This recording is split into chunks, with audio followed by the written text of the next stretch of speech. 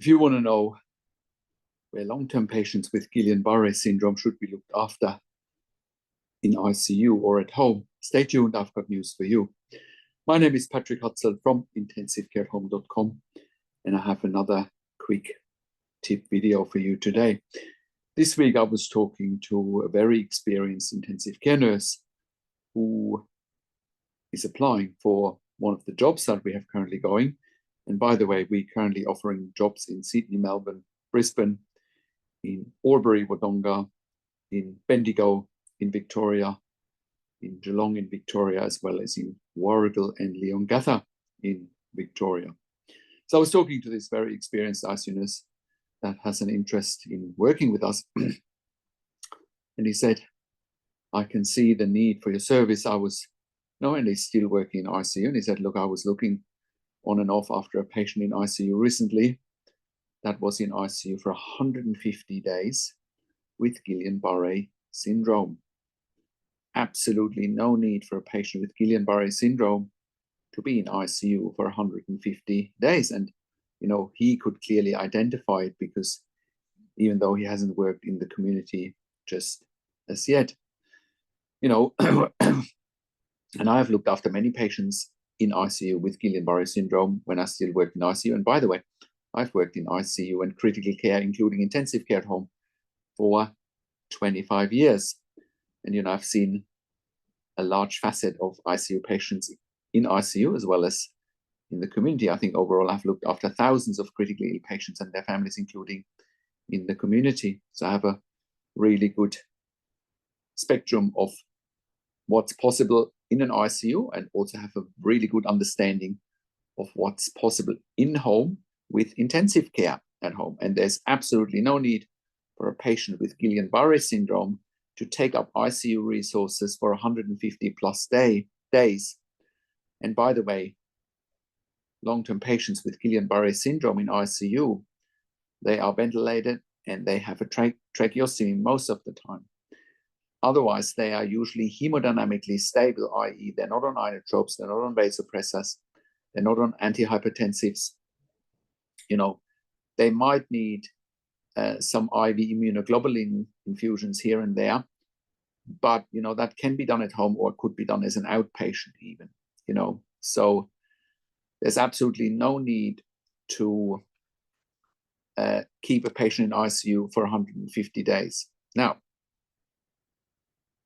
let's also do, besides the quality of life improvements for a long-term Guillain-Barré patient at home, you know, imagine you're stuck in an ICU bed or in an ICU cubicle for 150 days with no natural daylight, with no sunshine, right? With no fresh air. And contrast that or compare that with having, you know, home care, intensive care at home, with critical care nurses at home and a doctor overseeing it, right? Contrast that. It's a difference of day and night. Recovery rates are much quicker. Quality of life is much better. And the ICU has an empty bed that is desperately needed because critical care beds are the most sought after bed in a hospital. Now, let's also quickly look at the economic side of things. 150 days in ICU times $6,000 per bed day. That's $900,000. Now, we cut that cost by approximately 50%. We're saving the taxpayer $450,000, right? And we are freeing up an ICU bed. It's a win-win situation all around. And most importantly, we are giving patients and families a choice. But also very important, we're giving intensive care units a choice. Once again, it's all about win-win-win situation all around, right? So that is my quick tip for today with Guillain-Barré patients in particular. Now, with intensive care at home, we are providing intensive care nursing at home for ventilation, tracheostomy, home BiPAP, home CPAP ventilation without tracheostomy, tracheostomy care without ventilation, home TPN, home IV potassium infusion, home IV magnesium infusion. We're also providing port management, central line management, peak line management, as well as Hickman's line management, and we're also providing palliative care services at home. We're also sending our critical care nurses into the home for emergency department bypass services. We have done so as part of a program at the Western Sydney Local Area Health District, their In Touch program, saving approximately $2,000 per patient that we keep at home instead of going to ED. We're also cutting the cost of an intensive care bed by around 50%. An intensive care bed costs around $5,000 to $6,000 per bed day, and our service is about 50% of that. And we're freeing up the ICU bed, and we're improving the quality of life, and in some instances, quality of end of life for patients and their families.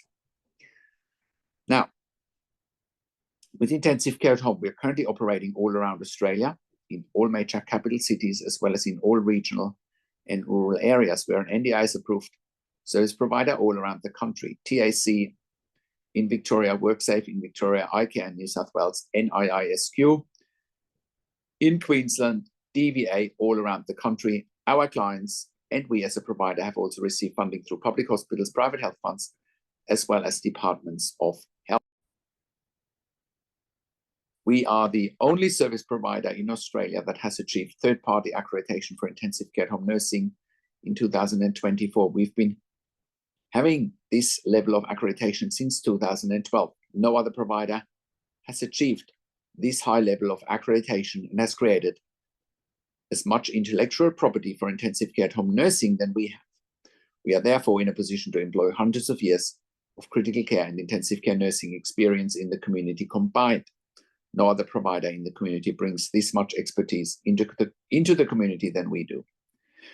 And if you're at home already and you're watching this and you realize that you don't have the right level of support, you realize that your care is in danger, and if you're at home on a ventilator, tracheostomy, BiPAP, CPAP, home TPN, whatever the case may be, IV fluids, and you realize that your care is in peril, reach out to us.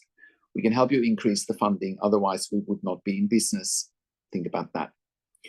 We have always successfully advocated for our clients from day one, and like we've done now in many situations for all of our clients.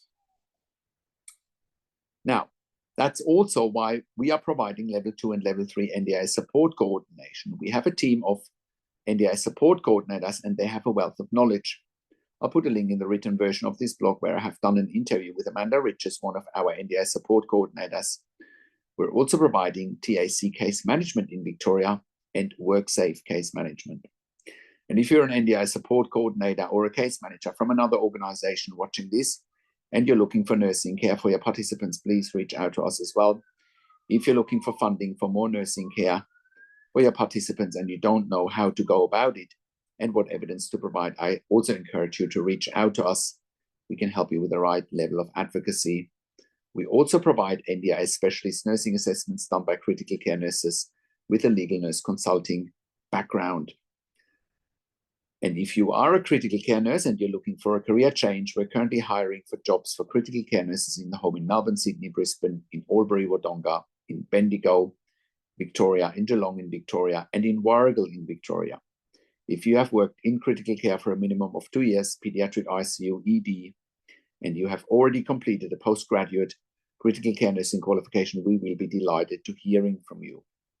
I have a disclaimer though, because we are offering a tailor-made solution for our clients, which includes regular staff. Our clients want to have the same staff coming over and over again because they are very vulnerable and so special. It's all about building those critical relationships with our clients and with our other team members and having regular and stable teams.